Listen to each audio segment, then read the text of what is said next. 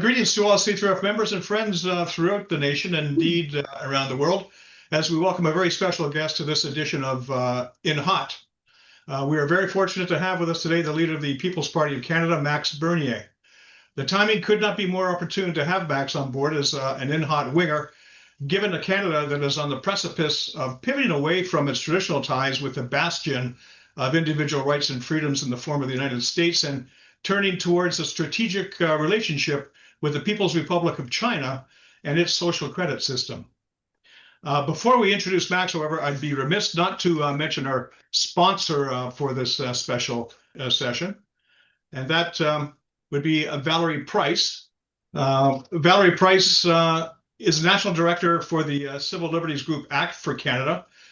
She founded that organization in 2009 in conjunction with Bridget Gabriel's Act for America.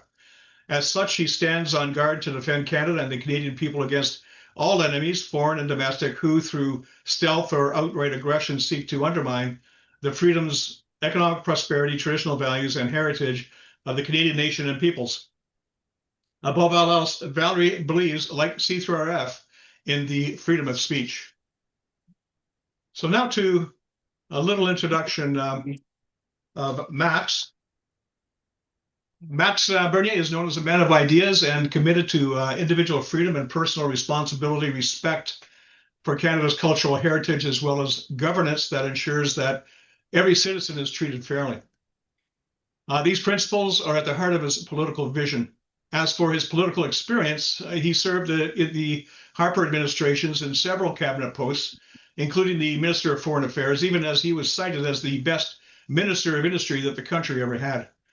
After narrowly losing the Conservative leadership race to Andrew Scheer in 2017, Max left the party in 2018 and formed what the legacy media lovingly calls the far-right People's Party of Canada. Well, welcome, Max, Mr. Far-Right himself. As I say, the legacy media had a real love shine on you. They love to call you that far right.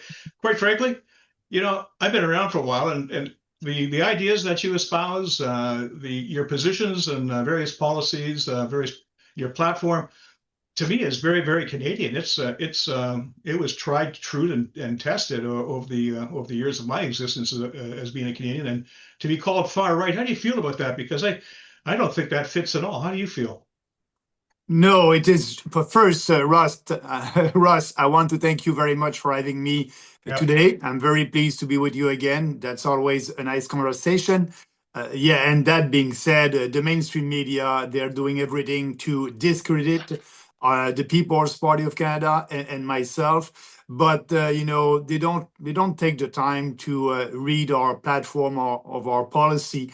If you read that, a lot of Canadians understand that this party has been built on 4 principles: individual freedom, like you said in the beginning, personal responsibility, fairness, and respect. And, our policies are based on these principles, but it's a basic of the Western civilization. It's about freedom. We believe in people. We believe in Canadians. We don't believe in a big fat government in Ottawa that will tell you what to do. And yes, we are a populist party because I like to say, a populist party with great ideas. And our goal is to communicate these ideas. And when the mainstream media is trying to discredit us, actually, I understand that today Canadians are not listening to the mainstream media like they were a couple of years ago, and they're taking their news on social media, like, people like you. So it's for us, I don't mind. I don't care what the mainstream media is writing about us. I'm telling the truth based on facts, and we have a strong vision for this country that we will always speak about. Well, I tell you, when you talk about a populist point of view, I'm looking at the world right now, and I'm seeing populism is surging. It is really surging across the board in the West, and I think maybe people have had just about enough of some of these silly ideologies that have been forced down their throat. I look at Germany and the AfD party. I'm looking at France and Marine Le Pen. I'm looking at England now. They have a couple of parties springing up. both reform parties, Advance UK and Reform UK. Yeah. Reform UK is very interesting as they seem to be striking a chord with all of the abuses that have taken place with regards to young white British girls at the hands of basically groomers and rapers. And this is really catching on. What do you see? Canada seems slow to the party. I mean, the United States, they've had their populist wave. They've got Trump 1 and now they got Trump 2. Where do you see Canadians? How close are they to feeling this populist wave? Yeah, like you just said, Russ, yes, Canadians are a little bit late, not because they don't embrace populist values, but because of our electoral system. It's one, the first past the post, so we don't have any representativity in our electoral system. For example, if we have 5% of the vote, we won't have 5% of the MPs in Ottawa in Parliament. There's no representativity. So, but that's why it's a little bit more difficult for a populist party like us to have a seat in Parliament. But we will fight. The last election, Russ, it was very disappointing for us because first we didn't have a national discussion on immigration like we wanted. And No. like a lot of Canadians wanted also, if you look at the polls, there's about 65% of Canadians who are saying enough is enough with mass immigration, that they're ready to have a moratorium on immigration. And we are the only party that is speaking about that. But at the last election, that was all about who will be the best prime minister to deal with President Trump. And that was just about that. We didn't have a national discussion on other issues. So that did not help us. And also, I must admit, for the first time, we have less than 300 candidates all across the country. So that did not help us also to increase our percentage of the vote. But that being said, I said to the team after the election, we need to find our candidates right now. And so I'm very pleased that about 75% of our candidates are ready to come back when the next election will be called. So that's good. And if some of your viewers are interested to be part of the change and be a candidate, they can write to us at info at peoplespartyofcanada.ca. And so, yes, we are starting right now. And our goal is before the end of this year to be able to have maybe 90% of our candidates selected and approved. So, and we'll be ready if we have an election sooner than later. Okay. Now, yeah, that's 75%. That sounds like a pretty good body of candidates right off the bat. But you talked about fear, and I'm seeing for the last several elections, they've all been about fear. Canadians are being scared. During the COVID crisis, it was about, would you get on an airplane would you let an unvaccinated person get on an airplane with sitting beside your daughter? I mean, it was just fear porn was just crazy. Yeah. And then this last one, the Liberals dragged up this, we have this monster to the south, who, by the way, was duly elected by about 70 million people or so. But he's a monster, and we have to get the elbows up, and we have to fight hard. And boy, where's that gotten us so far? I mean, this fear is not working. So it sounds like you're approaching things more from the side of hope, hope for some big changes here that people actually want to see have happen. I wanted to talk about one thing that's really bothering me is I see the breakdown of the rule of law. Now, the rule of law, of course, in our charter is right up front in the preamble. It's one of the two principles that define how Canada is supposed to work: the rule of law and the supremacy of God.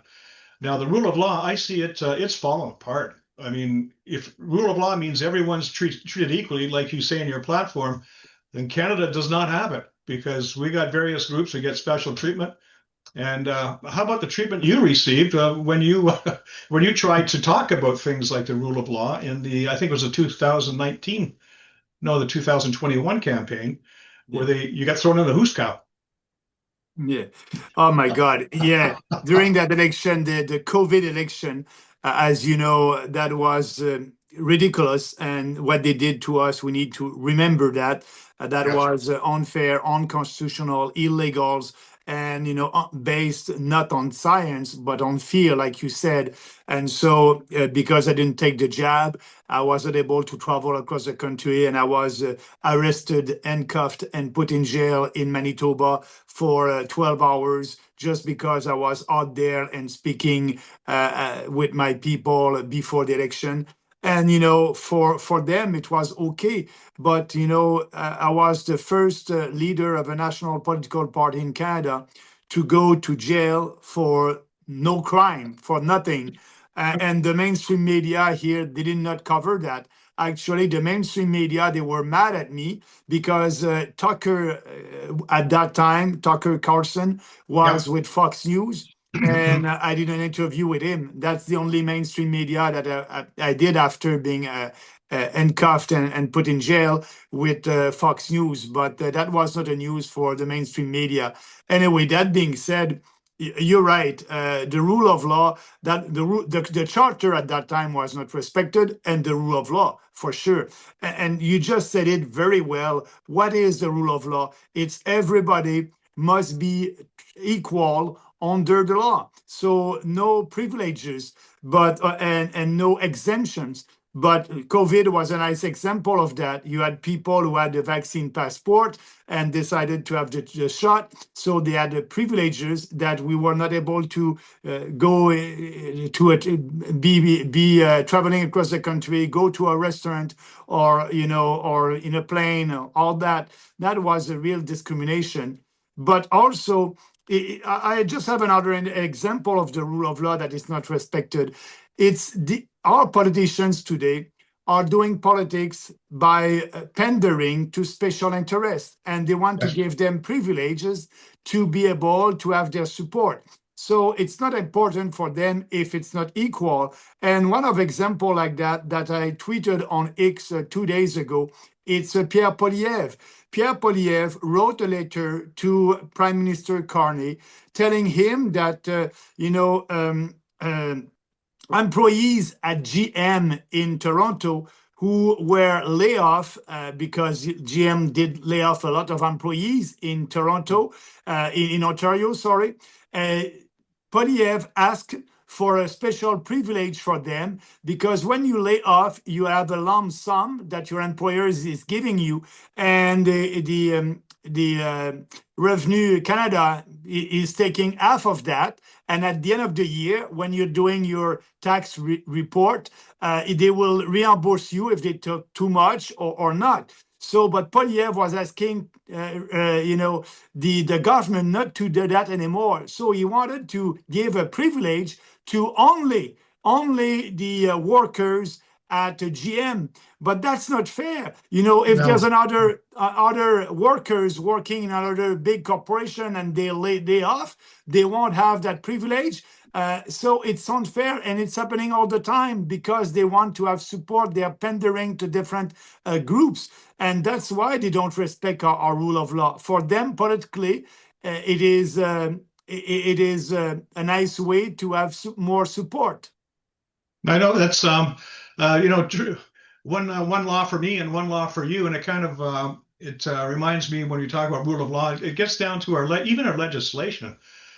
We legislate against one group versus another, and I'll bring forward the bill C4, which received basically unanimous assent in Parliament, House of Commons. Everybody voting on board. Everybody was morally superior. We're not going to discriminate against trans people. But if you look at the law C4, they made it discriminatory to allow a child to go from, if he wanted to go from a non-traditional sexual orientation to a traditional. That was punishable by 5 years in prison, I think. But Yeah. the law also allowed for a person of traditional background to go non-traditional. And as a matter of fact, that had to be affirmed. You couldn't even no discussion. You had to affirm it. And now maybe I'm connecting the wrong dots, but now I'm seeing a wave of mass killings and shootings being affected by people who are undergoing these transitions. And this law, I'm thinking maybe this law is something that maybe wasn't as morally superior as everyone said it was. Yeah, you have a point there. And actually, it is right that every member of parliament did voted for Bill C4, Yeah, including Pierre Poilievre and all the conservatives. yeah, So, they are saying that, they're protecting children. They are not, because, yeah, like you said, if you're a mother or a father of a young kid who suffer from gender dysphoria, you cannot try to speak with him and try to be sure that he will accept his own body and not going to a transition, because transitioning does not exist. There's only two sexes. And so, it is what happened in BC about that mass shooting, yeah, coming from a trans, coming from a man. I was so, upset about the media. Every media in Canada said it was a woman who did that. That, that's lying to people. That's a big lie. And when you're doing that, it's a proof that our society is sick. It's a sick society that is pushing that radical ideology. Poilievre, Carney, the Bloc Québécois, the NDP, the Green, they didn't have the courage to tell it like it is. That's a man who did that. That was not a trans, and he did it because you gave him drugs and you tell him, oh, it's okay. You think that you're a woman, you think that you're a girl, we'll give you some drugs, and that's okay. That person suffered from mental illness, and that's yes, because of all these drugs. So we need to stop that. We need to tell these kids, you must accept your body. There's nothing wrong. And I was listening to Billboard Chris. Billboard Chris said, there's data and statistics that are saying, after at around 15 and 17 years old, that's a crisis that, some children are going through. But after that, they are able to accept their body. But if you gave them, hormone blockers, and you do surgeries and you mutilate their body, it is for life. So that's why our position on that is very clear. We are the only party that will abolish that legislation. It will be illegal. It would be criminal for a doctor to mutilate a young kids. And at 18 years old, if you want to mutilate your own body, I don't mind. Do what you want. But yeah. before 18 years old, it will be criminal, and we need to stop that. We need to tell the truth to Canadians, and now that's not the case. Telling Canadians that a little boy can become a little girl, it's crazy. No, it cannot. And Yeah. our society is sick, very sick. Well, it seems to me that we talk about the press and the job they're doing on that particular story. I mean, how can you ever hope to drill down to root causes if the ideology cannot be questioned? And if you question it, you come under attack. You must come under attack every day for saying the things that you're saying right now. But the ideology is supreme. Even though we've had studies. There was a study in the UK just over a year ago, 2 years ago, the Cass report. And the Cass report, a UK study came out and said, "Hey, this is not the way to go. This is kind of dangerous. Going through these massive hormone therapies and surgical mutilations, or it turns out that maybe it's not such a good idea." But no one's paying attention, and it's like they can't hear certain things. They can't hear any kind of debate against their unchallengeable ideology. But here we are.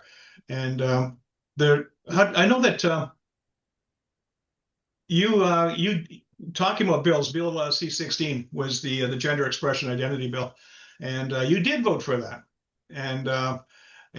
But you did come out afterwards and say that you made a mistake. And how are you glad that you did come out and say that you made a mistake there?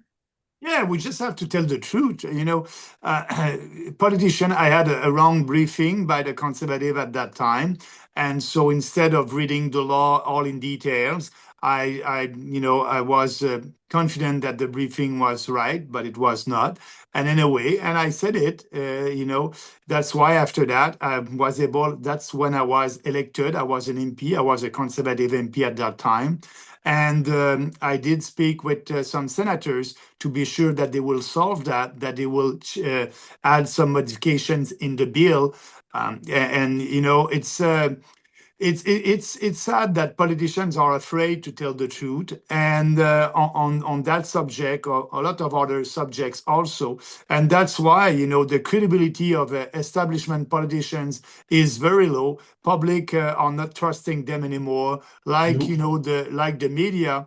But speaking about the media, what the traditional media, the mainstream media is doing right now with us, with the People's Party, they don't want to cover us. They don't want to, because they know that, if they cover us and they try to discredit us, at least more Canadians will know our point of view, and That's right. and it's a common sense, and we will grow faster. But they Yeah. don't want to do that now. Their strategy with us is to ignore us, to cancel us like we don't exist. But I believe our growth will come from people that we are meeting on the ground with our candidates and all our organization and our movement, but also by doing interviews like that with you, Russ, and other podcaster. That's the Right. future, and that's what I'm doing. But the other thing is, you talk about trust. The media, as far as I'm concerned, you can see it in the numbers. The media, the legacy media, the trust has just fallen through the floor. But these ideologies are also impacting other areas, other institutions. I'm thinking about the police. I mean, we have the police. When you talk about rule of law and treating everyone equally and fairly, I can take the example of the Toronto police. Do you remember the time where a Toronto police spokesperson got up on stage and advised Torontonians to keep their car keys close to the door so that when the invaders come, the car keys will be right there. They'll take the car keys, take your car, and they won't bother you while you're watching your TV or rummage through your stuff. And it's just so these criminals get special treatment. And then on the other side of the coin, you got people who are law-abiding citizens. They get turned into criminals by the same legal system because they've got a duck. They got a shotgun they use for duck hunting, and Yeah. the RCMP is going to bang down your door and confiscate it. They say voluntarily, but Yeah. confiscation and voluntarily to me doesn't really go together as a phrase. But the police are losing credibility here, left, right, and center. Look how they treated the protesters at Freedom Convoy 2022, and look how they treated the Black Lives Matter protesters. Two different ways of treating people. Yeah. By the way, do you feel exonerated at all by the recent court decisions that found the declaration of the Emergencies Act was illegal by 4 judges unanimously? Yeah, that was a good news first. Yeah. But the sadness in that is, all these politicians who voted that legislations, the liberals and all these establishment politicians, what will happen to them? Nothing. It's for the future. The future, it would be more difficult for a politician to invoke that legislations. But they did it. It was illegal. It was unconstitutional, and there's no penalties for them. That's not okay. If you don't respect a legislation as its citizens, the state will come to you, the police will do something, and now for these politicians, they didn't respect the constitution, and it's like business as usual. That's why people are losing confidence in politicians and in our institutions. The Supreme Court and all these courts during COVID-19, they didn't have the courage to say that was illegal and unconstitutional to impose a vaccine passport. They didn't want to listen our case, the case that No. we have with myself and Brian Petford, the former premier of Newfoundland, We did challenge the court because, our rights were violated with the COVID vaccine passport and all these restrictions that they did because we were not vaccinated. But the court said, no, we won't listen to you. No, they wouldn't take your expert evidence, would they? They said that we gotta trust the government to what they say and forget about your experts. Yeah, absolutely. So Wow. so the confidence in our institution is very low, and I understand why. And so, but I understand why, but not the establishment politicians. For them, it's okay, business as usual. It is not. It is Do you not. remember? We are. Sorry, Max. You remember the time the Bev Oda affair where she had to resign because she wasted $16 on an orange juice on an away trip? That speaks to ministerial responsibility. Where's the ministerial responsibility for these people that made this decision to invoke martial law across the country, and they did it illegally? And Yeah. where's their resignations? What happened to the old Westminster policy of ministerial responsibility?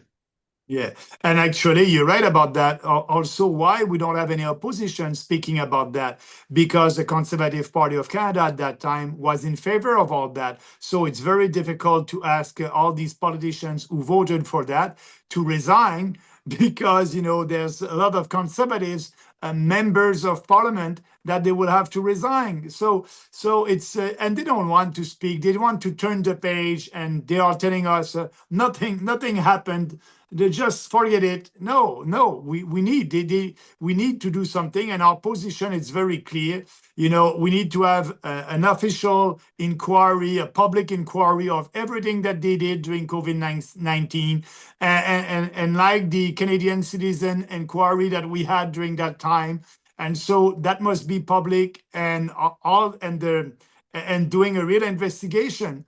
And after that, people must be responsible of their actions.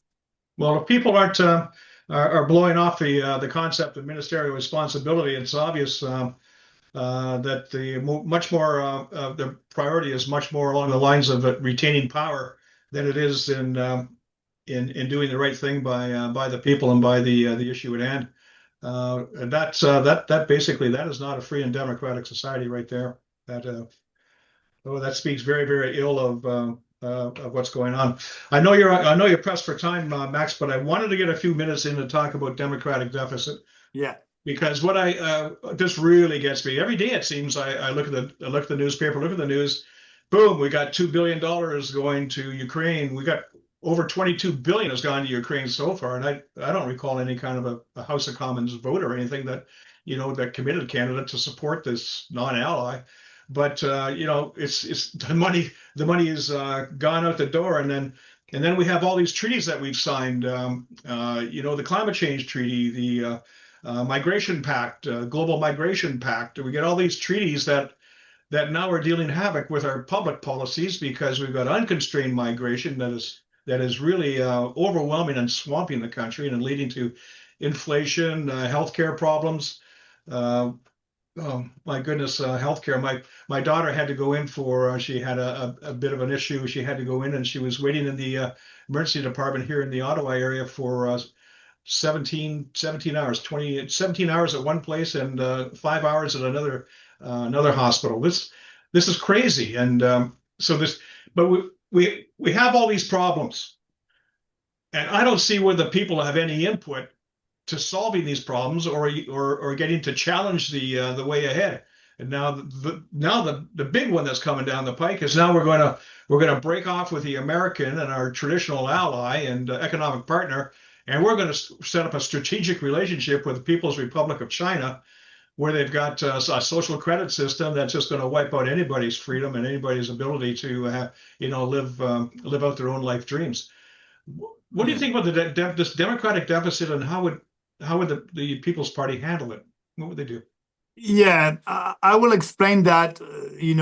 We are supposed to have a democracy with the rule of, the majority that will influence our policies and politics. But that's not the case right now in Canada and in Western also other democracy. Why? because it's not the rule of the majority anymore. For example, COVID-19, for example, if you're a government and you have a budget, or you don't have the money, but you create a deficit to spend money that you don't have on propaganda, and you influence the public opinion on your side. So if you have a tiny majority or a huge minority, and you're able to influence the population with propaganda. So if you have a Charter of Rights or the constitutions, that's not important anymore. You'll have the legitimacy to impose your point of view on the population. And that's happening right now. They're doing polling and focus group. And if you're in government, you try to influence the population. They have a lot of money. They did that by, buying ads on TV, paying also for the YouTuber influencers. And so you are influencing the population. And when you have a tiny minority, that is, important on your side, you will impose your point of view on the population. So that's the tyranny of a minority. And we used to say, when democracy was discussed, they were saying, oh, the negative impact of a democracy is the tyranny of the majority. We can have the tyranny of the majority in a democracy. But now that's not the case. We have the tyranny of a minority that it's big enough. And so that's why. And for governments, if they're doing something that is against the Constitution, like imposing the passport, vaccine passport, and all that, they will do it because they were successful to manipulate the public opinion. And and politicians are always following the public opinion. So that's why our answer to that, the People's Party, is to do the opposite. We are informing the population. We are, in brackets, educating the population on the issues. We are speaking about the real solution. And if, when I'm speaking about something like in 2019 about immigration, and I said, we need to end mass immigration, that was not the majority on that side, but it's our policy, and we were able to influence a lot of Canadians. And now, like I said, 65% of Canadians said, yeah, I think you're right. We need to have a moratorium. We need to have a pause. We need to stop mass immigration. So that's the way we are doing politics. We have a strong vision for this country, and we want to speak about it because we believe the more we speak about it, the more support we will have. But we are not doing any polling and focus group. But the Conservative and the Liberals are doing that. And the party that is in power will use all the money that they can use to influence the public opinion on their side. And when they have a big group in favor of that, they will impose it. Well, I think it was Abe Lincoln that said, rule by the minority is a tyranny. And yes. You get one guy leading the country. I guess he's a dictator, but that's rule by the minority. And what we see happen is we seem to have to defer to these experts, so-called experts. And some of these experts are pretty loopy. And I've seen some other experts, like the ones that you brought forward with Brian Peckford, with extremely shiny credentials, being just turfed because they're not the right kind of expert. But what I think you're talking about here is that we, in Canada right now, we have a situation where we are, through behavioral science, as you say, we are being managed instead of being served. Yeah. And that really sticks in my craw, and I think it's sticking in more and more people's craws. And I tell you what, I think the people that really, this is really impacting, and you never hear anybody talk about it. You look at Alberta, you look at Saskatchewan. I see what the people there are saying. And they're saying, it's not all about oil and pipelines. They say they're sick and tired of not being free. Yeah. I think you probably got a real toehold in there with your policies in Alberta and Saskatchewan right now, because they are absolutely sick and tired of being managed. And they have a right. They have a right to be, upset about everything that Ottawa did to them. But that's why, if we have a separatist movement in Alberta and in Quebec and in other provinces, it's because of Ottawa. It's because of the Liberals and the Conservatives who don't respect the Constitution, and they are imposing their point of view on every province. And Alberta, for example, I don't know, it's Trudeau father, Pierre-Éliott Trudeau, who started all that legislations against Alberta, like the National Energy Program. So they know all that, and Trudeau did, increase the fact that Albertans were not able to exploit and their natural resources with all these bills that he put forward to block Alberta development. So that they're fed up of that, and they have a real reason. But the problem is the Conservatives is taking their vote for granted. The Conservative Party of Canada has a lot of MPs coming from Alberta and Saskatchewan, but they're not listening. Because their goal is to have support in Ontario and Quebec, and they're pandering to Eastern Canada, knowing that they have all that support in Western Canada, and they will always support the Conservative. But I think they're wrong. Maybe at the next election, we may have our first candidate elected in Alberta, and we'll show them, we are there to protect you, to defend provincial autonomy. If what is good for Quebec must be good for every province, and that's the way. We must be fair to everyone, and we are not right now. Well, that's it sounds like you're talking about restoring the rule of law. Yes. Respecting the Constitution, and getting people back into a position where they're being served instead of managed through addressing the democratic deficit. Well, there we have it.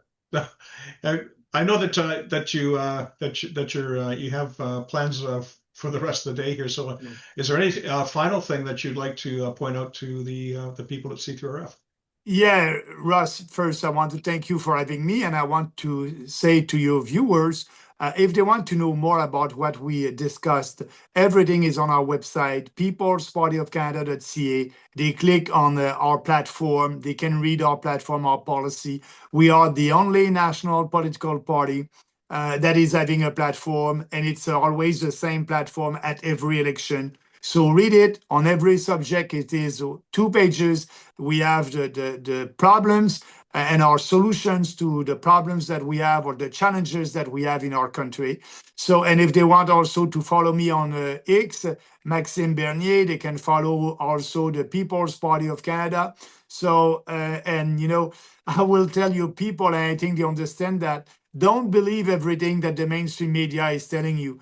Do your own research, look at other people, listen to other podcasts like your podcast, Russ. And, if people are doing that, I believe that we can save this country. But time is running, and we, the People's Party, will be always there when Canadians are ready. I can tell you for certain that C3RF members really do their own research, and they're not swayed by this behavioral the science that's being thrown their way.